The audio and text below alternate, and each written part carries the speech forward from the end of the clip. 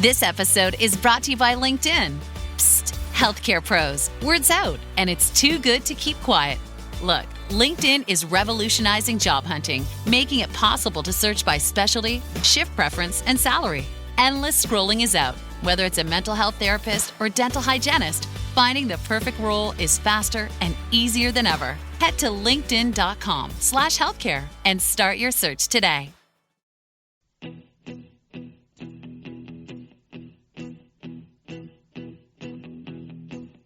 When I wake up, well, I know I'm gonna be the man who wakes up next to you. When I go out, yeah, I know I'm gonna be the man who goes along with you. If I get drunk.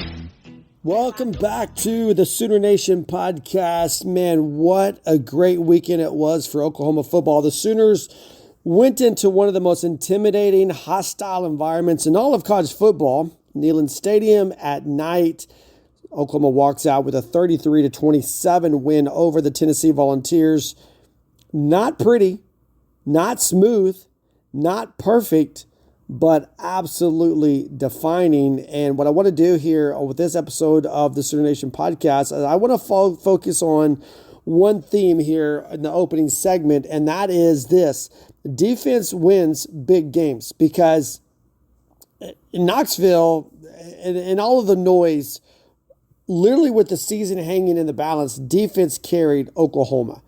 And when I say the season hanging in the balance, Oklahoma's guaranteed a winning season now, and that's what we wanted. I mean, obviously we want championships, we want college football playoff berths, we want it all, but we got to know that we're moving in that direction. The Sooners guaranteed, with 7 wins now, this will be definitely a better season than what we saw in 2024. And I think I'm getting off topic here just a little bit, but I think looking at these final 3 games, obviously you're off next week, and then you've got the road trip to Tuscaloosa, and then you come home to play the Tigers, 2 sets of them. You got Missouri and then LSU to end the season. I do think there's a chance now with this win in Knoxville. Let's say Oklahoma drops a competitive game in Tuscaloosa, but you come home and you handle Missouri and you handle LSU at 9-3. Clearly a marked improvement over 2024, but I don't know that you're out of the playoff conversation at 9-3. I really don't. So there was a lot on the line in Knoxville on Saturday night. And all week leading up to that game, there was a lot of talk about Tennessee's offense, including me. You've got the high tempo, you've got the elite receivers, and just points after points after points. And the Vols, they got the yards, almost 400 yards through the air. So they moved the ball. But here's the truth. Yards aren't currency, right? You can't spend them. They don't account for anything on their own. But stops do. Stops count, and Oklahoma absolutely cashed in. This isn't a game that was won by mounting and stacking statistics. It was won by taking the ball away, by hitting the quarterback and refusing to break at the goal line inside the red zone. And the box score might tell one story about the Tennessee offense versus the Oklahoma defense, but the scoreboard tells the truth. Oklahoma forced 3 turnovers, and they turned those 3 turnovers into 13 points. That's called ball game math. Right? You can move the ball between the 20s all night long, but if the defense has the final say at the end of the drive, it really doesn't matter what you did between the 20s.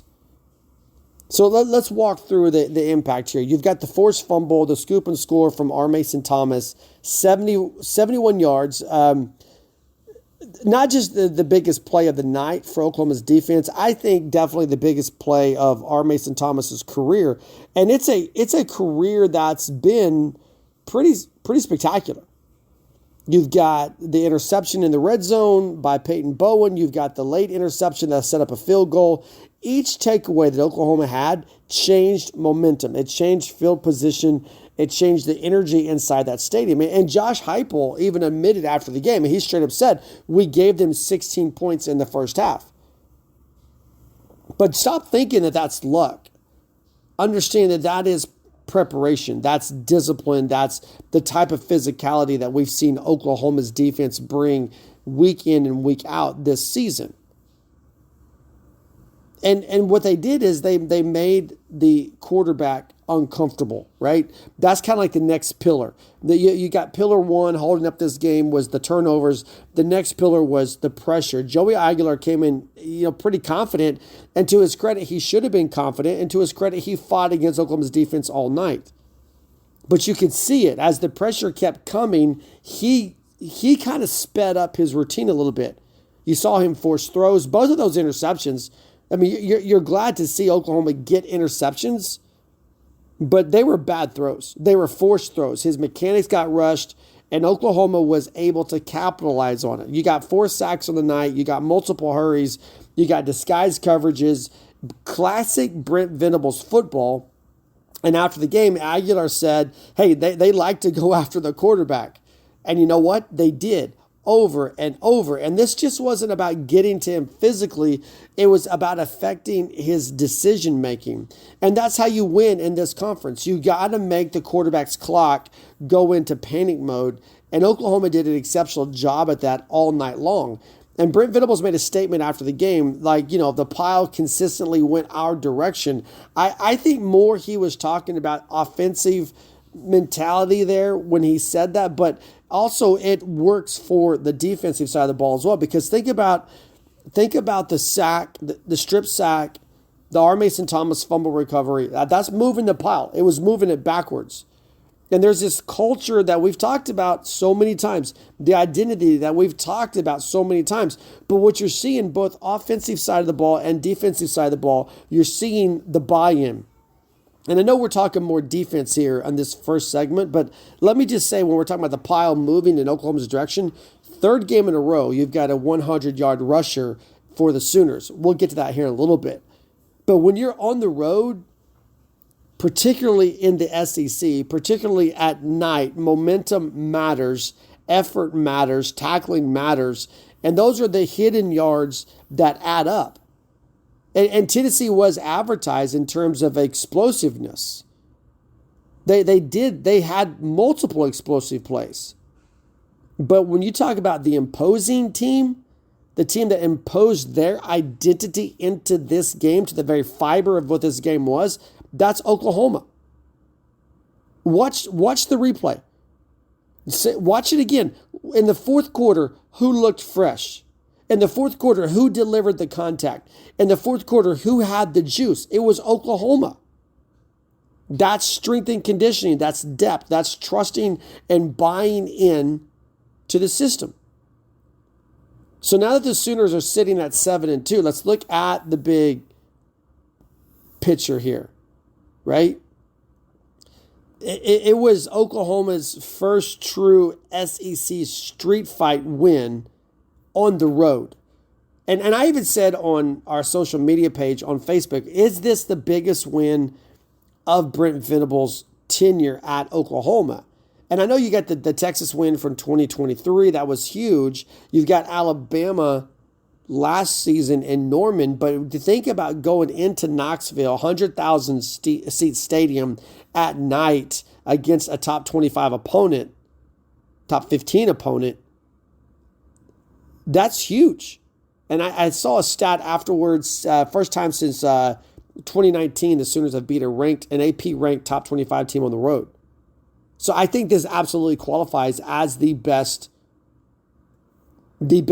win of the Brent Venables tenure.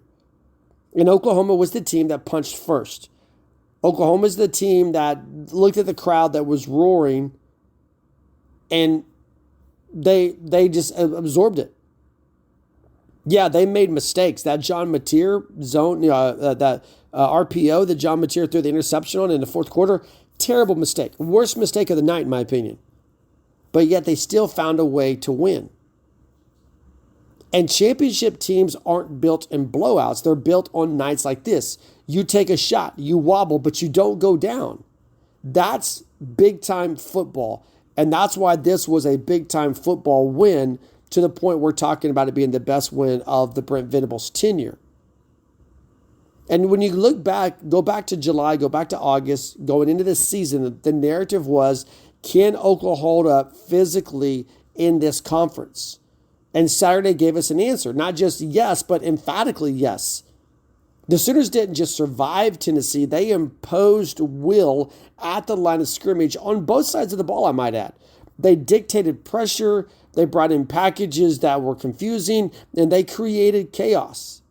And let's call it what it was. This was a playoff stay alive win. You've seen the rankings come out. You see where Oklahoma is just knocking on the door of the top 10. What that means is they will be in the playoff conversation. When those rankings roll out Tuesday night, maybe they're not in the top 12, but they're definitely going to be there within reach.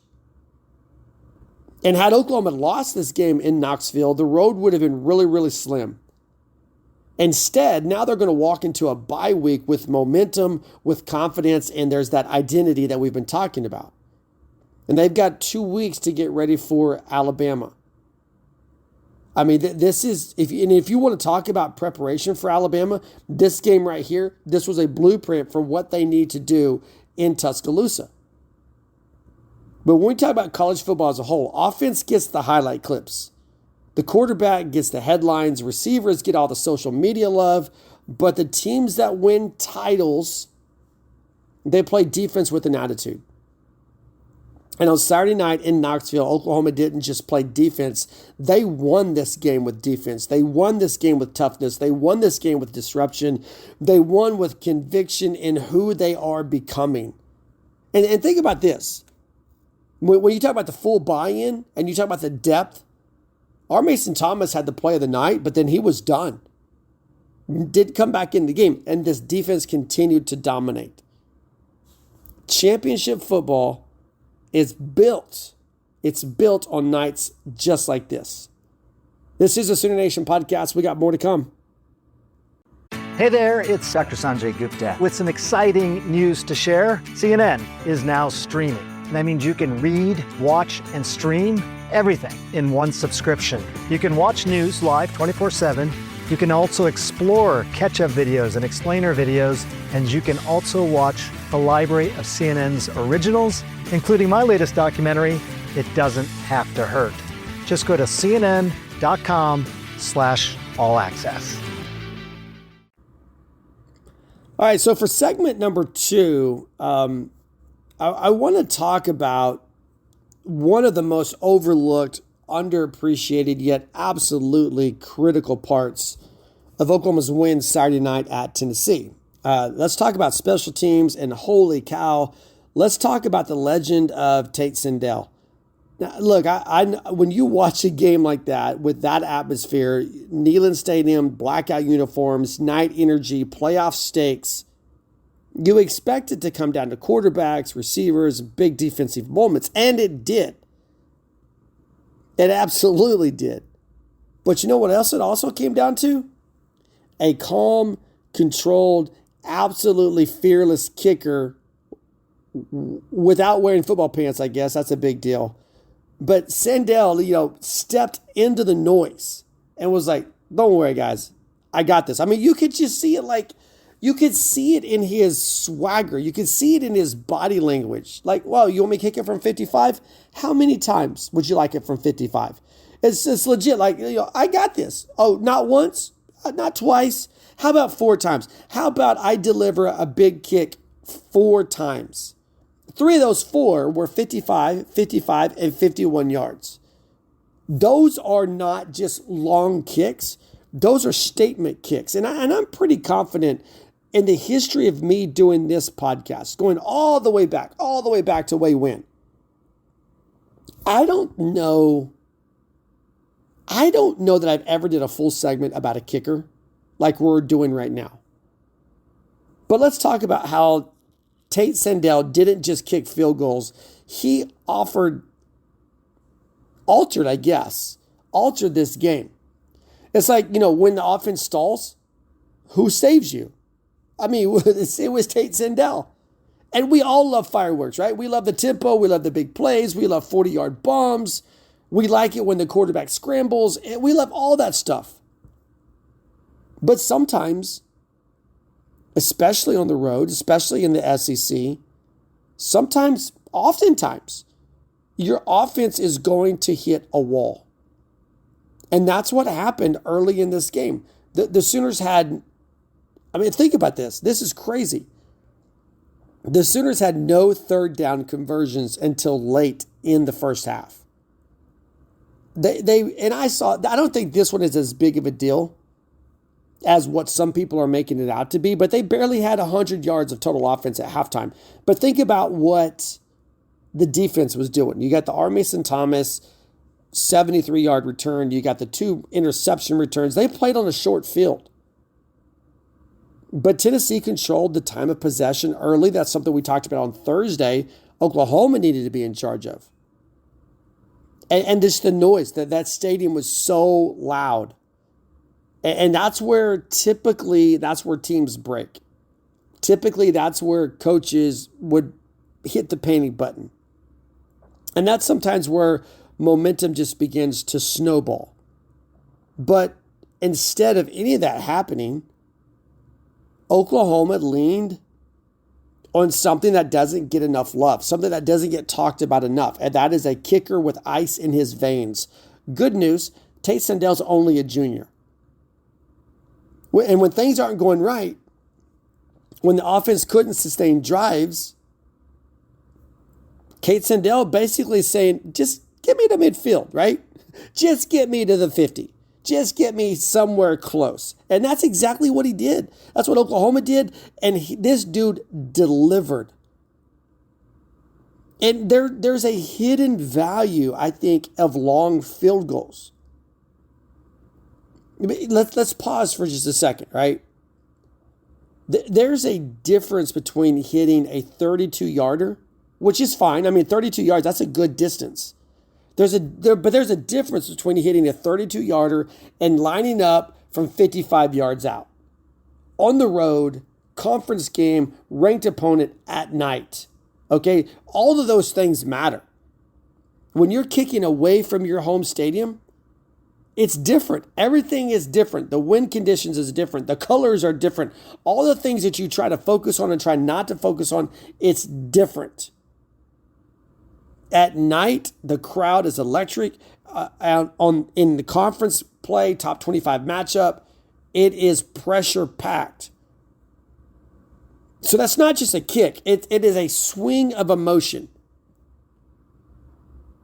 But what a long field goal does is it deflates the crowd. Honestly, it makes the crowd appreciate you. Well, dang, that's a good kick. Wow. 55, are you kidding me? But the other thing it does is it calms your sideline. It changes the field position math. In other words, you know you don't have to get to the 30. Just get this dude somewhere between the 45 and the 40. And it turns a drive that really wasn't great into points. And think about, there was a statement, I guess you could say, with each kick. Like the first one, hey, yo, we're here and we're not rattled. The second one is you give us space and we're taking points.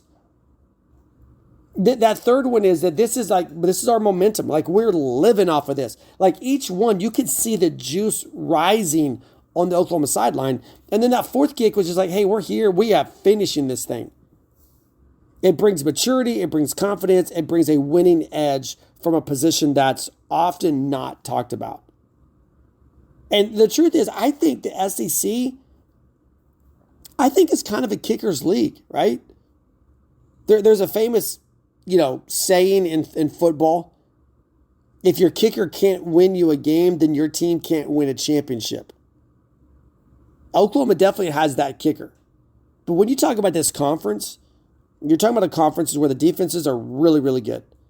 You're talking about a conference where every team has athletes and athletes close windows fast, where momentum swings are kind of violent and where, basically road environments turn into gladiator arenas.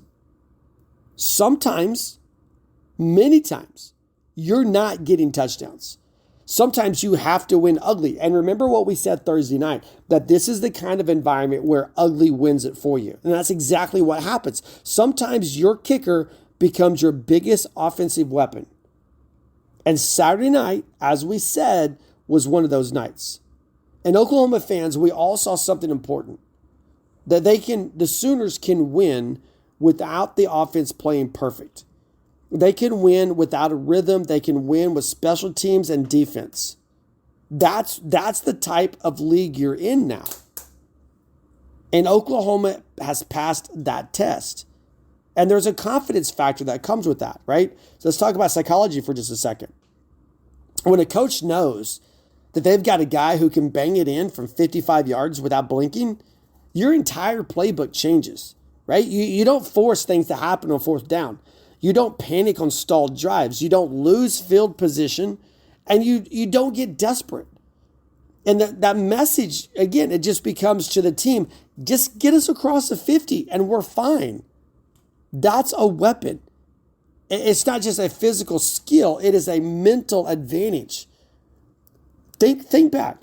That stadium was shaking. The crowd wanted chaos. The kick could have been blocked. The kick could have hooked. It could have sailed. Instead, boom, right down the middle, right through the pressure, right through the narrative.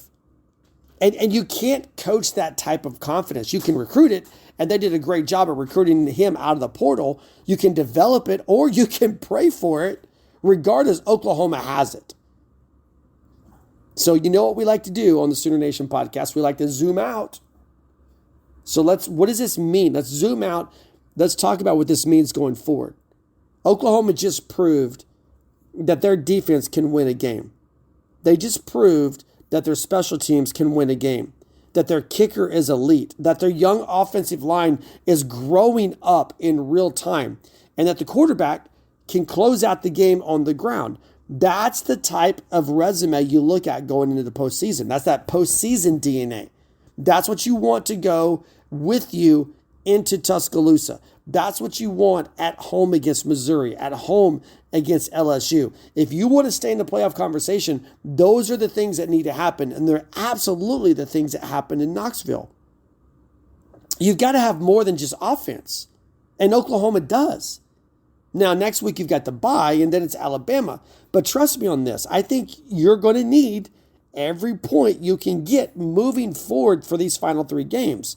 And knowing that you have a kicker who can score from the state boundary line, that's a comfort blanket that you really can't put a price on it. So, sometimes a kicker just hits a big kick. Sometimes a kicker goes on a hot streak. And sometimes, like Saturday night, a kicker becomes just a monument for the program for that moment. And Tate Sandell didn't just score points. He bought time, he bought confidence, he bought belief, he bought a win. That's not special teams, that's special forces. And if Oklahoma makes a run, if they beat Alabama, if they sneak into the playoff, actually, if they beat Alabama and run the table, they're not sneaking in the playoff. They're kicking down the front door. But you're going to look back at this night in Knoxville. You're going to say, that's where we learned that our kicker was an elite weapon that could carry us if we need it. And gang, that is the very, very definition of championship caliber football.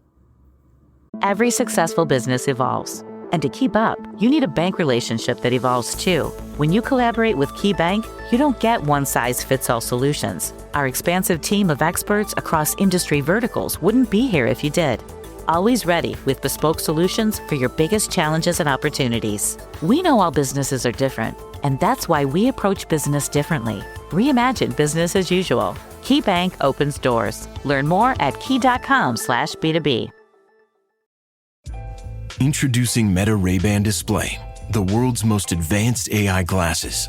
With a full color display built into the lens of the glasses, it's there when you need it and gone when you don't. Send and receive messages, translate or caption live conversations, collaborate with Meta AI, and more. Be one of the first to try Meta Ray-Ban Display. Visit meta.com/Meta Ray-Ban Display to book a demo and find your pair. So before we hit up this final segment here on the Sooner Nation podcast, I just want to ask you to do me one favor, one solid favor. Could you like and subscribe wherever you're catching us? If you got us on YouTube, Apple Podcasts, wherever you're finding us, Spotify, thank you, first of all, for finding us and for joining us for this season. But would you hit that like button? Would you hit that subscribe button? Because that really helps us out a lot. And we like what we do, but sometimes we need your help to do it. You look at Saturday night in Neyland Stadium, still a lot to unpack. It is, I would say that game was nothing short of a defining moment for the Oklahoma football program under Brent Venables. And we've talked about defense. We've talked about Tate Sandell. I want to change the focus just a little bit for this final segment. Let's talk about the running game, controlling the game, and closing the game with purpose, because what we saw wasn't just a flip of the scoreboard. I think you look at a strategic turnaround built on grind, maturity, and really this team has become, we've watched them transition to where when the stakes are the highest, they still have a way. They're there in the thick of it with a chance to win. Even in the Ole Miss game 2 Saturdays ago now, you still saw them with a chance, but they learn each week. And I think to get to the end, obviously we got to go back to the beginning. And when you look at that first half in Knoxville, yeah, pretty rough, right? Pretty rough. You saw Tennessee piling up yards, and it felt as if, even with a lead, it just kind of felt like Oklahoma was playing catch-up. Third downs weren't working, drives weren't being sustained, and the crowd was going insane, and momentum kept swinging back towards the Volunteer side. But when I talk about watching this team grow up, when I talk about watching them mature in real time, here's the thing. Good teams don't panic when things aren't working, right? Great teams figure out the moment. They figure out the kind of pressure cooker. And Oklahoma did exactly that. So the story isn't just, barely cracking 100 yards in the first half. The story is what happened after the break.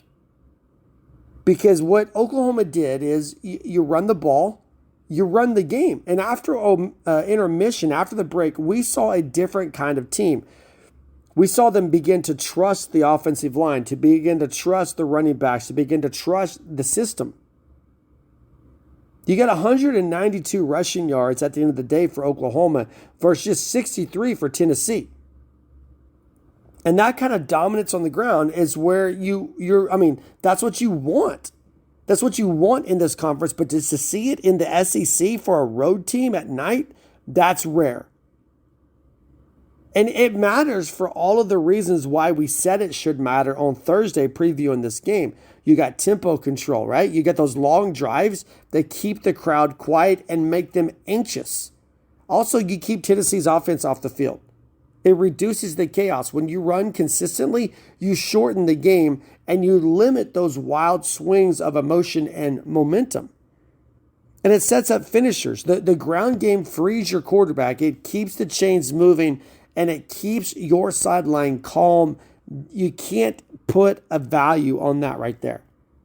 And on the field, when the chips are down, you don't want to throw rocket passes into the teeth of a defense. What you want to do is you want to run, convert, run again, and finish the drive. And Tennessee, their rushing attack is just 63 yards. That tells you something. When you can defend the run and dominate it on the other side, you tilt momentum. So they can't run, but you can. You tilt momentum, you tilt field position.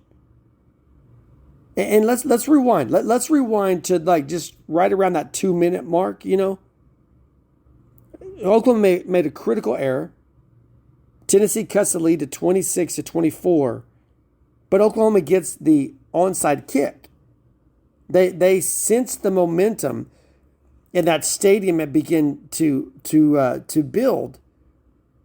And that there's that, that building is vibrating, if you will, with the sound. And the fans, they're not just believers or supporters anymore in what's happening. They're believing. They're believing in a comeback. But Oklahoma, composed, very methodical. And I don't know. I've seen a lot about this. I think it was the right move. Xavier Robinson cuts the 43-yard run, takes it down to the 1-yard line, and he slides, and he doesn't take the touchdown. And I know Oklahoma ends up scoring on the next play. I know Oklahoma needed to make it a 2-score game again. But remember, Xavier Robinson is a sophomore. And what happened? And you can see the disgust on Josh Heupel's face because Tennessee is forced in that moment to burn a timeout. They have to. They have no choice. And so you're like, oh man, you got to score. Well, they got the score, but they also got the score, and they took away a timeout from Tennessee. Smart, selfless. That is a veteran level play by a sophomore. And then the next play, John Mateer just punches it in from the 1-yard line. And I think that drive spoke louder than really any highlight play. And it was a short drive. But again, remember where you are. You're on the road. You're under pressure. The crowd's trying to get them back in the game. Hostile noise. And then when this drive started, Tennessee, even though they were down by just 2 points, they controlled the moment. And you're playing in a conference where games are decided by inches. They're decided by execution. I don't know why I said inches like that, but games are decided by inches. They're decided by execution. And closing drives like that, they mark the difference between being a contender, being a pretender, between being a victor, between being almost there. Just this close. Yeah, that's a shot at Lincoln Riley, but whatever. Oklahoma, they found a way to win. But more than that, they found a way to win the way that this conference demands them to. And I don't want to keep hearkening back to the Big 12, but you won a lot of shootout football games in the Big 12. But that doesn't always carry over into postseason success. What carries over into postseason success is controlling the tempo of the game with what happens on the ground. And this is playoff caliber football that we're seeing from the Sooners. Run game established. Defensive plays that hold up. Flawless on special teams and the ability to close out. All of that would say cultural maturity. Now think about what that means. On the road, at night, hostile crowd, top 15 opponent. They, number one, survived the opening chaos of the first half. Number two, they flipped the script. Number three, they dominated on the ground. And then they finished with a composed, smart drive. That's a program stepping into its next level. We're watching it in real time take place. So now what do we look for moving forward, though? I think if we're wanting to keep watching progress or how this team progresses, I would keep my eyes on a few things. Now, you've got 3 games in a row with a 100-yard back. South Carolina, Ole Miss, and now Tennessee.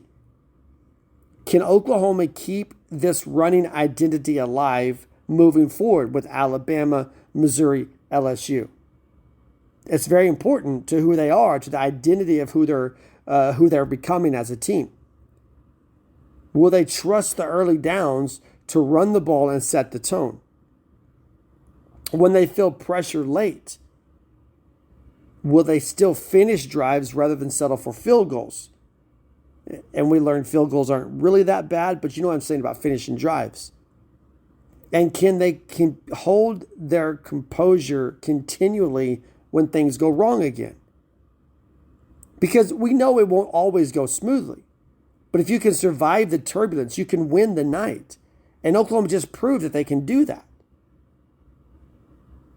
So let me close out this episode with this. The scoreboard says 33-27, but make no mistakes, the real score was the intangible things here.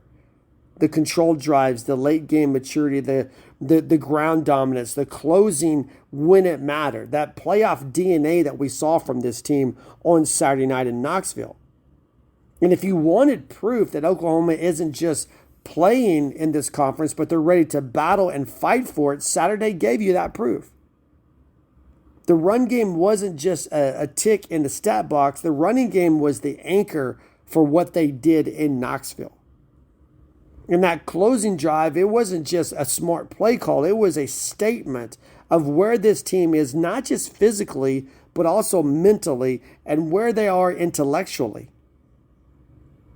And as the program, as the Sooners march forward, remember this night, remember this moment when they turned chaos into control and they dictated the terms instead of reacting to them on the road in a hostile environment.